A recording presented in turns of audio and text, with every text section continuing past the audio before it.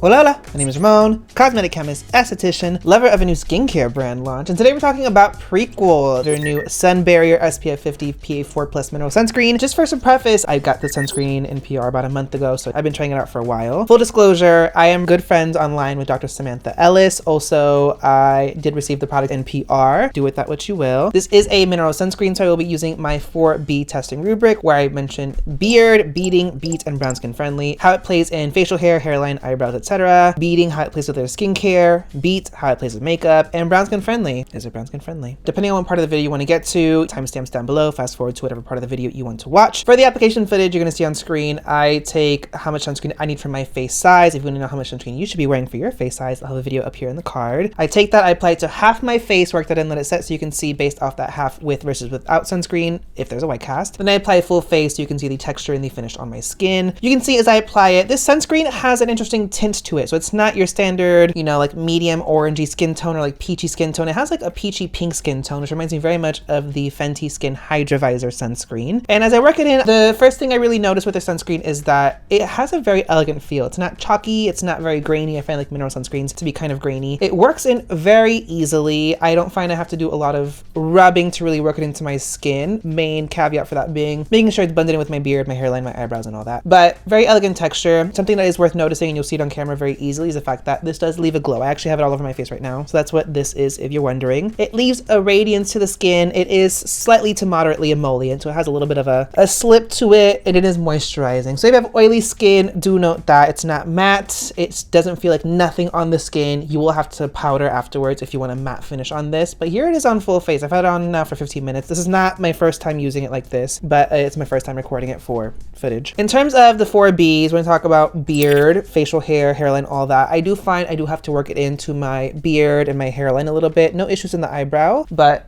especially with all mineral sunscreens, I really have to make sure, especially here in the corners, that I make sure I blend it in. My husband did clock it right after application. I don't know right now how it looks, but I think I did blend it in. It does require a little bit of elbow grease in those areas. I think it's leaning on the more elegant end of it works well in facial hair. But if you have coarse, very dark facial hair, I think you should be careful. Beading, this plays very well with other skincare. I've had no issues with this beading or balling up and pilling. But what I will say is, again, if you have oily skin, this is your moisturizing step and sunscreen step in one. Do not go crazy moisturizing. But if you have dry skin, I think you should be okay in terms of layering with other products. Beat, how it plays with makeup. Again, I love a glowy sunscreen under a very matte makeup base. I find the two meld together to create a very fresh look. I find that this, it sets onto the skin very well. So it's not like you're applying a layer of foundation over a layer of sunscreen that's just kind of sitting on the skin and it moves around and gets all weird. I find this does prep the skin really nicely for makeup. This does crease in my eyelids. Every mineral sunscreen pretty much does. Almost anything does, actually. So I'm not gonna knock the sunscreen for that, but do note that. With that being said, playing into the next part in terms of brown skin friendly, if there is a cast, I find that for me, I'm Fenty 290, so like kind of right in the middle. This does not affect the coloring of foundation. So you don't have to worry about like the white cast affecting how your makeup foundation shade looks, if it's gonna be true to color or not. But brown skin friendly, at the end of the day,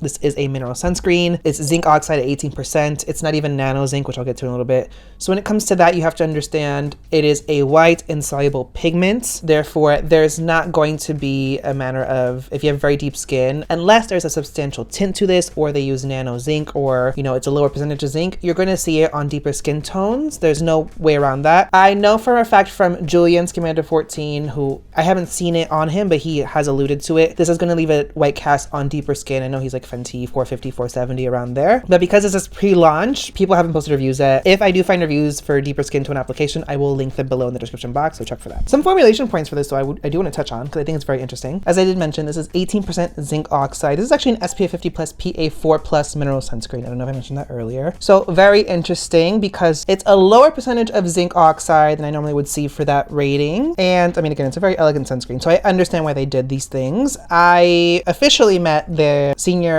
product developer. Her name is Chrissy, for all the Center brands, so not just Prequel. She did work on Naturium as well when they were still under the Center. First of all, she's a rock star. Obsessed with her. She's one of those where I'm like, damn, I really want to work with her eventually. But she teased this launch. She didn't tell us everything about it, but she did tease us. And seeing the formulation behind this sunscreen and all the Prequel products, I'm like, wow, her mind is crazy. I do know, I think she did the preliminary development of this and then it went off to a CM. Don't quote me on that. 18% zinc oxide for SPF 50 PA4+. With zinc oxide, between zinc oxide and titanium, titanium. Zinc oxide is going to give you the better UVA protection. Particle size does affect protection overall, therefore there are things to consider in that regard from a formulation perspective. What I will say was interesting, they did not go the nano zinc route. Wonder why. And then in terms of other formulation points, so what's to consider is this is a lower percentage of zinc oxide because you want to get good protection, especially in that UVA part of the spectrum, but you want a level of elegance to it. And so looking at the formulation, this does have bisabolol, which is a really good ingredient for soothing. This does have ginger, which is also soothing. It also has a complex that's called tetrahydrocurcuminoids, and curcumin is turmeric. And so it's a complex of 3 derivatives of turmeric that also soothe, but in their own ability are able to boost SPF. And then it has calendula, it has green tea, it has chamomile, and it has centella asiatica, which also helped to soothe. So seeing those things, I'm like, okay, so you have ingredients that actually can boost SPF. Then you have ingredients that help to soothe, aka reduce the appearance of redness. And when it comes to SPF boosting, obviously butylactosalicylate is one of those things that everyone is aware of right now, thanks to Lab Muffin Michelle's content. And this also, it is in the sunscreen, sorry, I forgot to mention that. This does also have butylactosalicylate. But